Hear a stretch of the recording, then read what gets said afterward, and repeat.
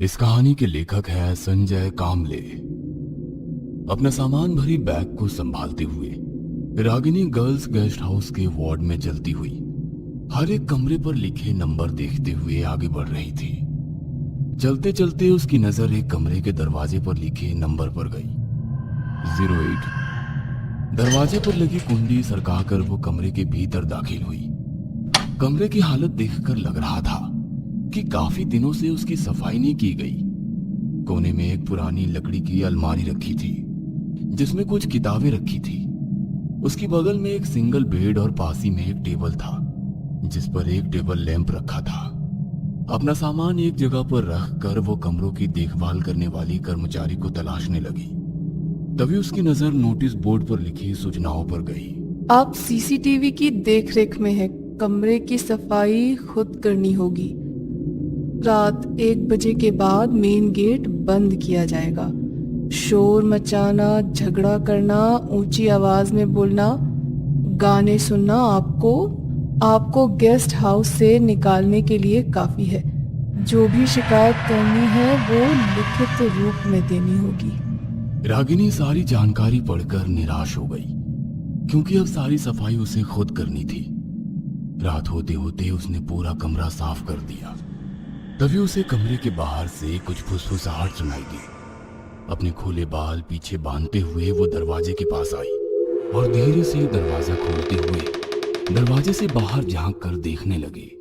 2 और लड़कियां उसी बोर्ड के सामने खड़ी सूचनाओं को पढ़ रही थी। रागिनी का मन किया कि उनसे बात करे कि तभी एक औरत वार्ड से चलती हुई उसके पास से गुजरते हुए बोली, काफी देर हो गई है, अपने कमरे में जाओ।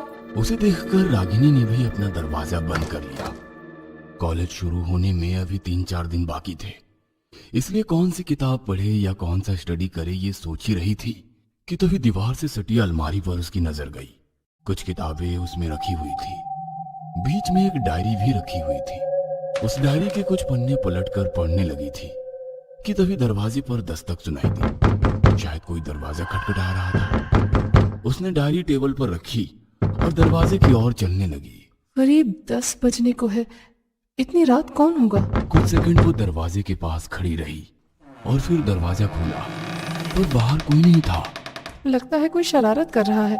वो दरवाजा बंद करने ही वाली थी कि तभी उसकी नजर सामने वाले गलियारे पर गई। दोनों तरफ कमरे और ठीक सामने एक और कमरा जिसका दरवाजा शायद थोड़ा खोला हुआ था।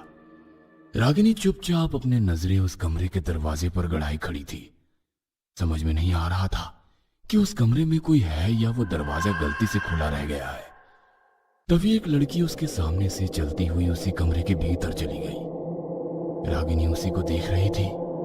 वह लड़की दरवाजा बंद करने ही वाली थी कि रागिनी पर उसकी नजर गई। रागिनी हल्के से मुस्कुराई पर वो अजीब नजरों से रागिनी की ओर देख रही थी। रागिनी को समझ नहीं आ रहा था। रागिनी ने दोबारा मुस्कुराते हुए हाथ दिखाया और कहा, हाय, मेरा नाम रागिनी है और तुम्हारा? पर सामने वाली उस लड़की ने बगैर कोई प्रतिक्रिया दिए झट से दरवाजा बंद कर लिया। उसकी ऐसी हरकत से रागिनी को थोड़ा बुरा लगा। अपना दरवाजा बंद करते हुए रागिनी अंदर गई। कैसी घमंडी लड़की है। दिन भर की भागदौड़ से पूरा शरीर थक गया था। थकान दूर करने के लिए बाथरूम में जाकर वो नहाने लगी। शावर का पानी अपने चेहरे पर लेते हुए आंखें बंद कर ली। काफी शांत लग रहा था। आवाज थी तो केवल चेहरे पर गिरती पानी की ठंडी बूंदों की, पर वो शांति कुछ ही देर में खत्म हो गई। उसे किसी की आहट महसूस होने लगी। आहट या आवाज जो उसके कमरे के बाहर से आ रही थी। हाथ आगे बढ़ाकर उसने धीरे से शावर बंद किया और अपनी सांसें रोककर उस आवाज को सुनने की कोशिश करने लगी। किसी की फुसफुसाहट की आवाज, जैसे कोई धीमी आवाज में बात कर रहा हो, ऐसी आवाज। शरीर में टॉवेल लपेटते हुए उसने बाथरूम का दरवाजा खोला और दबे कदमों से बाथरूम से बाहर निकलने लगी। एक जगह पर खड़ी वो पूरे कमरे को अच्छे से देखने लगी। कभी दाएं कोने में कभी बाएं तरफ कुछ भी नहीं था। तभी उसकी नजर बेड पर गई। उसके दिल में अजीब सा डर घर करने लगा। क्या कोई बेड के नीचे छुपा है?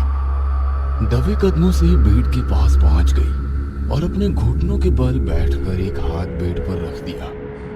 बेड से नीचे लहराने वाली बेडशीट को धीरे से हटाते हुए वो बेड के नीचे झांकने लगी। बेड के नीचे हर कोना अच्छे से दिखा। तभी उसे लकड़ी का छोटा स्टूल पड़ा दिखाई दिया, पर उसके अलावा बेड के नीचे कुछ भी नहीं था। कमरे के भीतर फैले गहरे सन्नाटे के बावजूद रह रहकर किसी की आहट उसे लगातार महसूस हो रही थी। दीवार पर टंगी घड़ी में देखा तो 11:25 हो चुके थे, पर उसे नजरअंदाज करते हुए उसने अपनी अलमारी खोली और नाइट गाउन निकाल कर पहन लिया और अपना सामान अलमारी में रखने लगी कि तभी दोबारा उसे वही आहट महसूस होने लगी। अब उसे भी डर लगने लगा। उसने दरवाजे की ओर देखा। शायद कोई दरवाजे के करीब दूसरी तरफ मौजूद था, क्योंकि उसकी आहट रागिनी महसूस कर रही थी। पर अब उसमें बिल्कुल भी हिम्मत नहीं थी कि दरवाजा खोलकर देखे। डरी सहमी से कुछ देर वो वैसे ही अपने बेड पर बैठी रही। सामने वाले दरवाजे पर नजरें गड़ाए बिल्कुल चुपचाप बैठी रही। कुछ ही देर में सब कुछ दोबारा शांत हो गया, पर अब उसे उस कमरे में घुटन सी होने लगी। लग रहा था जैसे कोई उस पर नजर रख रहा है, पर कोई चारा नहीं था। रात के करीब 2:25 हो रहे थे। बेड पर लेटी जरूर थी, पर उसे बिल्कुल भी नींद नहीं आ रही थी। इसलिए खिड़की से देखने वाले खुले आसमान में चमकते सितारों को निहारने लगी। तभी उसे याद आया कि अलमारी में कई सारी किताबें भी है। अलमारी में रखी किताबें टटोलने लगी। तभी उसकी नजर किताबों के बीच रखी एक डायरी पर गई। डायरी को धीरे से उठाते हुए वो अपने बेड पर बैठ गई। डायरी को गौर से देखकर सोच में पड़ गई। किसकी होगी ये डायरी? शायद इससे पहले जो लड़की इस कमरे में रह रही थी, वो जाने से पहले यहाँ भूल गई होगी। वो एक पन्ना पलटने लगी। डायरी में लिखे शब्दों से लग रहा था कि वो पढ़ाई पर बिल्कुल ध्यान नहीं दे पा रही थी। वह मानसिक तौर पर काफी डिस्टर्ब हो चुकी थी। घर वालों की अपेक्षाओं का बोझ उसके दिलो दिमाग को दबाया जा रहा था। पढ़ते पढ़ते उसे थोड़ी गर्मी लगने लगी, इसलिए बेड के पास वाली खिड़की खोलने की कोशिश करने लगी, पर खिड़की जाम हो गई थी। एक दो बार जोर से हाथ मारा, पर कोई फायदा नहीं हुआ। तभी उसकी नजर छत पर लगे सीलिंग फैन पर गई। हाथ बढ़ाकर उसने सीलिंग फैन का बटन शुरू किया, पर काफी दिनों से बंद होने की वजह से घूमते वक्त थोड़ा आवाज करने लगा। लग रहा था कि किसी भारी चीज के लटके होने से फैन भी धीरे धीरे घूम रहा है। वह बेड पर आराम से लेट गई, पर नींद की वजह से भारी होती आंखें डायरी में लिखे अक्षरों के ऊपर तैरने लगी। उसकी पलक झपकी ही थी कि तभी उसे दोबारा वही आहट महसूस होने लगी, जैसे कोई दरवाजे के बाहर वाले गलियारे में दबे कदमों से चल रहा हो और उसके कमरे के बाहर आकर रुक गया। अब रागिनी का दिल जोर जोर से धड़कने लगा। आंखों पर गहराती नींद एकदम से गायब हो गई। सीलिंग फैन की आवाज में भी वो अजीब सी आहट उसे लगातार महसूस हो रही थी। बिना ज्यादा हिले उसने हाथ आगे करके फैन का बटन बंद कर दिया, ताकि पता चल सके कि दरवाजे के उस पार सच में किसी की मौजूदगी है या ये बस उसका वहम है। पर कुछ ही देर में वो आहट भी बंद हो गई। बेड पर लेटे हुए उसने फैसला किया कि सुबह होते ही सारी बातें गेस्ट हाउस की मालकिन को बताएगी, पर कुछ सोचते हुए वो अपने आप से बुदबुदाने लगी। गेस्ट हाउस के नियम अनुसार मुझे अपनी शिकायतों को लिखित रूप में देना होगा। लिखित रूप में मतलब शिकायत के नीचे मेरे हस्ताक्षर भी करने होंगे। अगर मैं यहाँ भूत प्रेत की मौजूदगी की शिकायत लिखित रूप में करती हूँ और गलती से वो लेटर किसी और लड़की के हाथ लग गया, तो पूरे गेस्ट हाउस में, साथ ही कॉलेज में भी मेरा मजाक उड़ाया जाएगा। सोच सोच कर दिमाग दर्द करने लगा।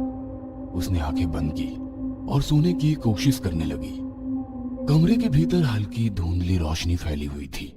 एक लड़की बेड पर रखे छोटे स्टूल पर खड़ी फूट फूट कर रो रही थी। अपने ओढ़नी को सीलिंग फैन को कसकर बांधा और दूसरे सिरे को अपने गले में बांधते हुए बोलने लगी। मेरा दिमाग फट रहा है। पढ़ाई का बोझ और घर वालों की अपेक्षाएं मैं पूरी नहीं कर सकती। पापा, मुझे माफ कर दो, मुझे माफ कर दो। और अपने पैरों के नीचे वाले स्टूल को उसने झट से गिरा दिया। कुछ देर तक पैरों की झंझनाहट के साथ सीलिंग फैन की कर्र कर्र जैसी आवाज भी कमरे में गूंजने लगी। और तभी रागिनी झट से उठकर बैठ गई। वह सपना देख रही थी, पर सुबह हो चुकी थी। पास वाली खिड़की से बाहर देखा तो आसमान हल्के केशरी रंग से भरने लगा। अपने बालों को ऊपर बांधते हुए वो कमरे से बाहर निकली और गेस्ट हाउस की मालकिन के कमरे की ओर चलने लगी। रात वाली घटनाओं से काफी परेशान होने के कारण वो मालकिन से शिकायत करने का मन बना चुकी थी। पहले बात करके देखती हूँ, लिखित में मांगेंगी तो बाद में देखेंगे। मालकिन के कमरे का दरवाजा खुला ही था। वो चुपचाप अंदर चली गई। खुशकिस्मती से अंदर पहले ही कुछ लड़कियां मौजूद थी। वो भी उनके पीछे जाकर खड़ी हो गई। एक अधेड़ उम्र की महिला सोफे के ऊपर बैठी चाय पी रही थी। तभी एक लड़की ने कहा, आंटी जी, कल रात हमें काफी देर तक एक अजीब सी आहट महसूस हो रही थी, अजीब सी आवाजें आ रही थी। रागिनी भी पीछे खड़ी सब कुछ चुपचाप सुन रही थी।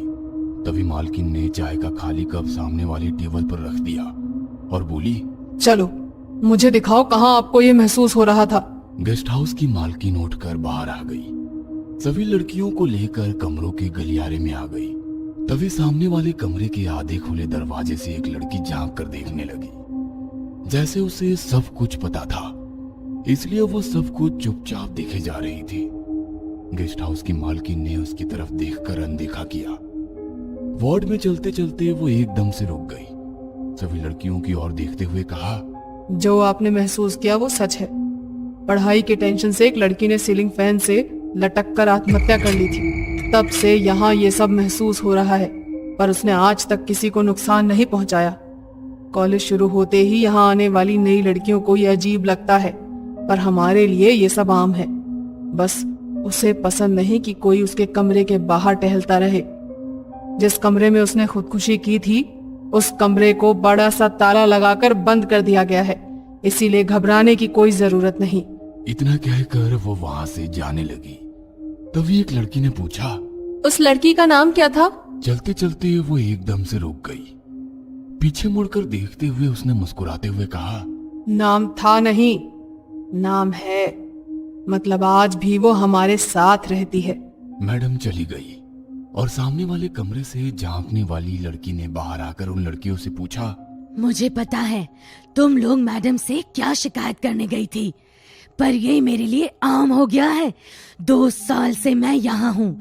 इस कमरे से कभी बाथरूम के शावर की आवाज आती है, कभी खिड़की का दरवाजा खटखटाने की आवाज आती है और कभी सीलिंग फैन शुरू होने की आवाज आती है। वो आज भी इस कमरे में रहती है, पर कभी किसी को नुकसान नहीं पहुँचाती। बस उसे सिर्फ एक चीज पसंद नहीं। वो क्या? एक लड़की ने पूछा। उसने धीरे से उस लड़की के कान में बताया और चली गई। बाकी लड़कियां भी उसे पूछते हुए उसके कमरे में चली गई। उन सब की तरफ देखते हुए रागिनी ने कहा, बस कोई मेरे कमरे के दरवाजे के बाहर खड़ा होकर ताका झांकी करे, ये पसंद नहीं। इतना कहकर रागिनी उस ताला लगाकर बंद किए गए 8 नंबर कमरे वाले दरवाजे से आर पार चली गई।